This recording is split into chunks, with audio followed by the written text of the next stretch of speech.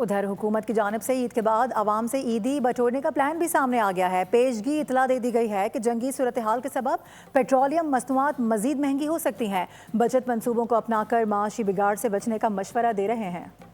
عید بعد بھی حکومت کا عوام سے عید وصولی کا پلان، پیٹرولیم مصنوعات مزید مہنگی ہونے کا خدشہ، اطلاعات کے وزیر نے پیش کی اطلاع دے دی۔ خطے میں کئی ممالک ہیں جہاں پہ وہ راشننگ کی طرف چلے گئے ہیں، انہوں نے ایک سسٹم بنا دیا ہے جہاں پہ تیل دستیاب ہی نہیں ہے، مگر الحمدللہ کیونکہ وزیراعظم صاحب نے وقت سے بہت پہلے ایک کمیٹی بنائی اور روزانہ جائزہ اجلاس جو ہے وہ خود کرتے رہے، تو اس کے نتیجے میں پاکستان میں تیل کے جو ذخائر ہیں وہ مناسب مقدار میں موجود رہے ہیں اور فیوچر کے کارگوز کا بھی بندوبست ہو رہا ہے۔ علی پرویز ملک نے عوام کو بچت کا مشورہ دے کر معاملہ ٹھنڈا کرنے کی کوشش کی۔ جب ڈیزل کے اندر 70-80 روپے کا بڑھاوا آ رہا تھا اور پیٹرول کے اندر تقریباً 45-50 روپے کا بڑھاوا آ رہا تھا، اس کے سامنے بند باندھا اور لوگوں کے لیے کچھ نہ کچھ آسانی کا باعث بنے۔ دوسری جانب طلال چودھری نے کہا کہ پاکستان کی قیادت حالیہ بحران میں اپنا کردار ادا کرنے کی بھرپور کوشش کر رہی ہے۔ پوری دنیا ہی افغانستان سے چاہتی ہے کہ اس کی سرزمین اس کے خلاف استعمال نہ ہو،